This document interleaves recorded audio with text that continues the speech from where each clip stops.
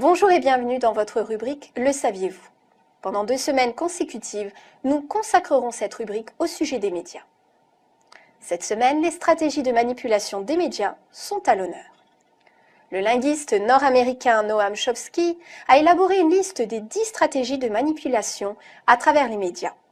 Dans ce Le saviez-vous, nous désirons nous arrêter sur une partie de ses travaux afin de percer les techniques utilisées par les médias traditionnels en vue de nous manipuler. Nous vous présentons cette semaine 4 des stratégies évoquées par Noam Chomsky afin de comprendre comment réfléchissent ceux qui sont tapis derrière nos téléviseurs.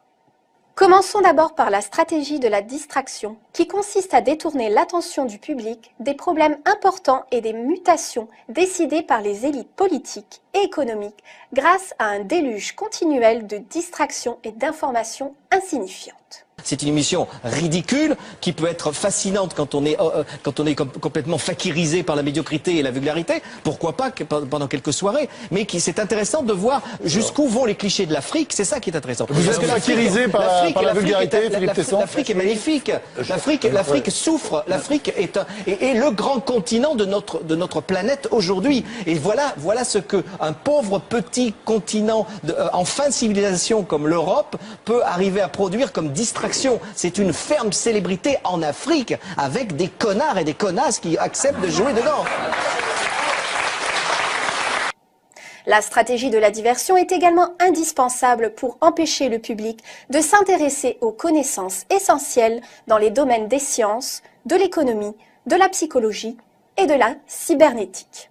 Quel savant suédois a donné son nom à l'échelle de température utilisée en France? Celsius. Dans l'Antiquité, quelle langue les Romains imposèrent-ils dans tout leur empire? L'anglais? Le latin. Arnaud, quel médecin autrichien est considéré comme le fondateur de la psychanalyse? George Michael. Qui fut maire de Paris de 77 à 95? Louis XVI. Ensuite vient la seconde stratégie, celle de créer des problèmes, puis offrir des solutions. Cette méthode est aussi appelée problème, réaction, solution. On crée d'abord un problème, une situation prévue pour susciter une certaine réaction du public, afin que celui-ci soit lui-même demandeur des mesures qu'on souhaite lui faire accepter. Prenons un exemple. Laisser se développer la violence urbaine ou organiser des attentats sanglants afin que le public soit demandeur de la loi sécuritaire au détriment des libertés individuelles. Ces 12 caméras seront placées aux endroits stratégiques de la ville courant 2012. C'est une sécurité supplémentaire pour la ville quand même, surtout dans la rue de la Constitution où il y a tous les commerces. Vous trouvez que c'est une ville où il y a des problèmes de délinquance ici? Non, mais il y en a un petit peu. Il y a quand même des jeunes qui traînent. Ou encore, créer une crise économique pour faire accepter comme un mal nécessaire le recul des droits sociaux et le démantèlement des services publics. Passons à la troisième stratégie, celle de la dégradation. Pour faire accepter une mesure inacceptable, il suffit de l'appliquer progressivement en dégradé sur une durée de 10 ans. Chômage massif, précarité, salaire n'assurant plus un revenu décent, autant de changements qui auraient provoqué une révolution s'ils avaient été appliqués brutalement. Et enfin, et non pas des moindres, la stratégie du différé. Une autre façon de faire accepter une décision impopulaire est de la présenter comme douloureuse mais nécessaire en obtenant l'accord du public dans le présent pour une application dans le futur. Il est toujours plus facile d'accepter un sacrifice futur qu'un sacrifice immédiat.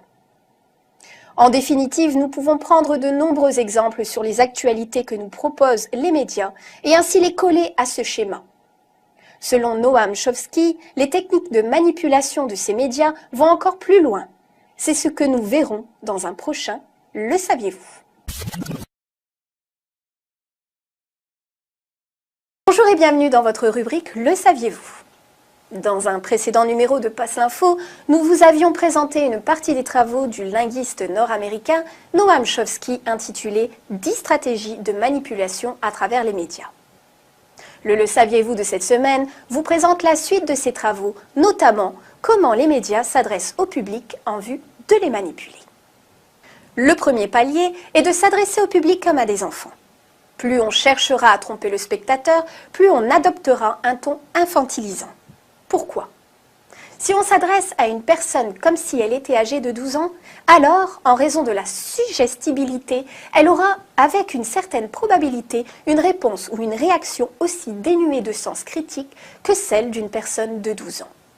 Le chef de la diplomatie américaine brandit un flacon d'anthrax pour dénoncer l'existence d'armes biologiques, puis fournit une photo non identifiée d'un drone, avion sans pilote, qui pourrait transporter des armes chimiques et biologiques. Le second palier est de faire appel à l'émotionnel plutôt qu'à la réflexion.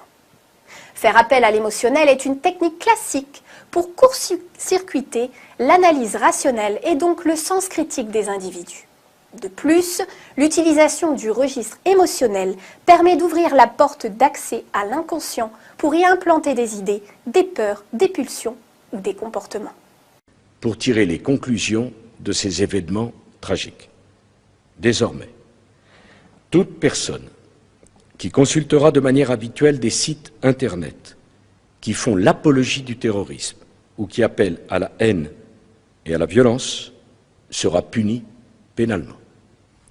Toute personne se rendant à l'étranger pour y suivre des travaux d'endoctrinement à des idéologies conduisant au terrorisme sera punie pénalement. Le troisième palier étant de maintenir le public dans l'ignorance et la bêtise.